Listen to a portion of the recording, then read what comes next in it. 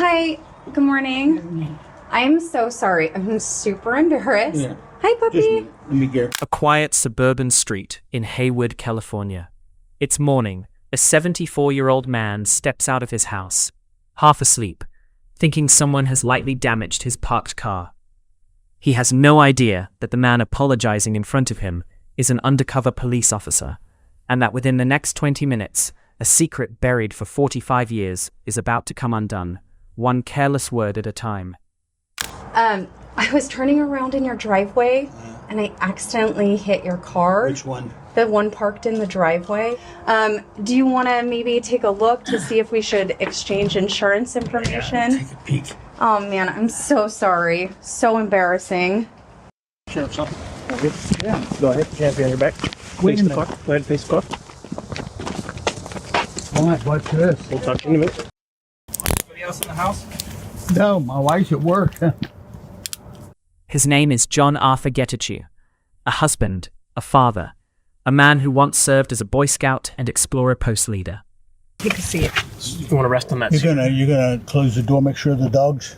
Yes. We'll take care of your dog. Okay. Yeah. On the surface, his life looks ordinary, even respectable.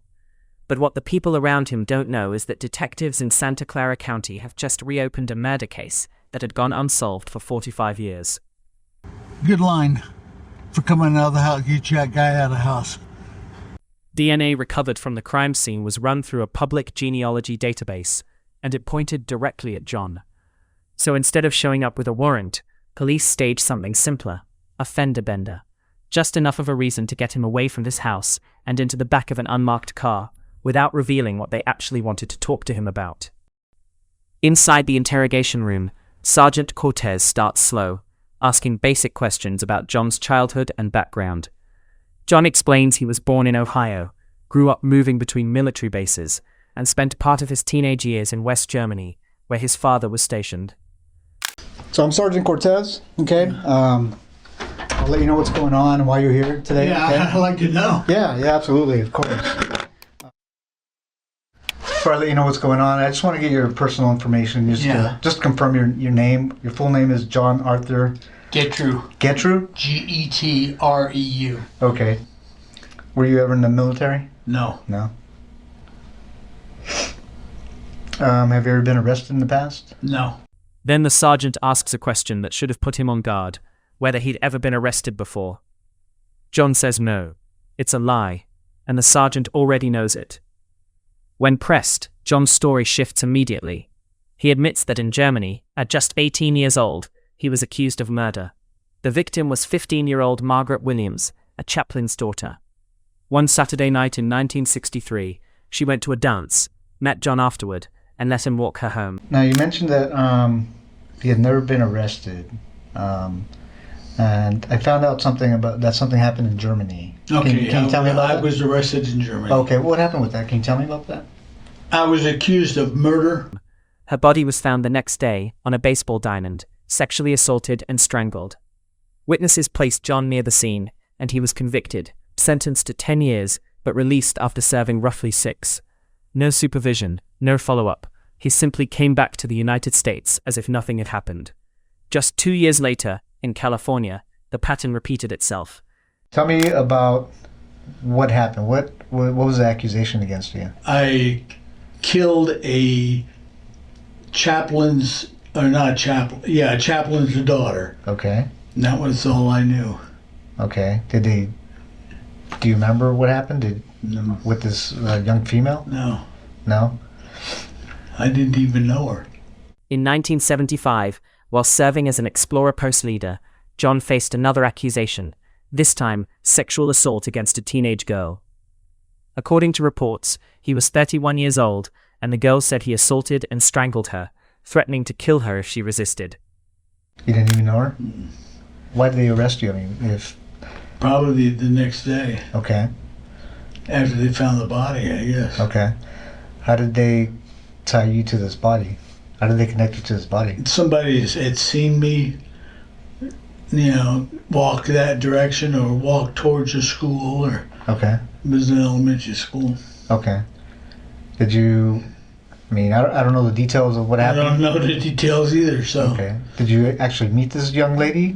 That's what they say. He received a 6-month sentence and served only 30 days. 30 days for an attack that foreshadowed the rest of his life. Then the sergeant turns to the real reason John is sitting in that room, the hills behind Stanford. John insists he's never been near Page Mill Road, never near the old quarry, never on those hiking trails. He was just a scout leader, he says. He hiked those hills, but not that area. But investigators know better. And so you spent actually 6 years in prison? Something like that. Wow. And then how, after you were released, what happened? I just was dropped off at McGuire Air Force Base, and my father picked me up, and that was it. That was it? You came back to the United States? Never heard a word from him. Nothing. Okay. In 1973, 21-year-old Leslie Perloff, a Stanford graduate working as a law clerk, was found murdered in the Stanford Ditch hiking area. A scarf had been tied tightly around her neck. Her car was found abandoned near an old quarry not far from where her body was discovered. Decades later, DNA recovered from beneath her fingernails led investigators straight to John, who at the time worked as a security guard near the Stanford campus. When shown Leslie's photo, John claims he's never seen her before. But then he makes a mistake no innocent man should be able to make. He correctly guesses her age, correctly assumes she went to Stanford, and even describes how she dressed, details the sergeant never mentioned. It's a small thing, but in an interrogation room, small things are everything.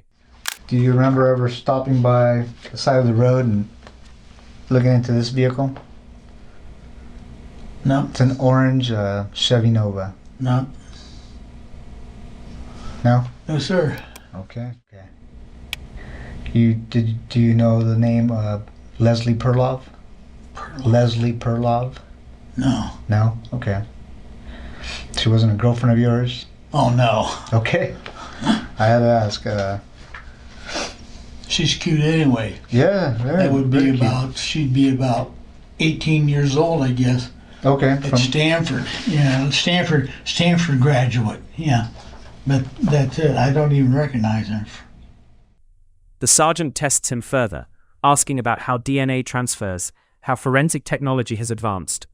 John explains almost proudly exactly how DNA can end up on a body, not realizing he's handing investigators the very framework they'll use to dismantle his denials.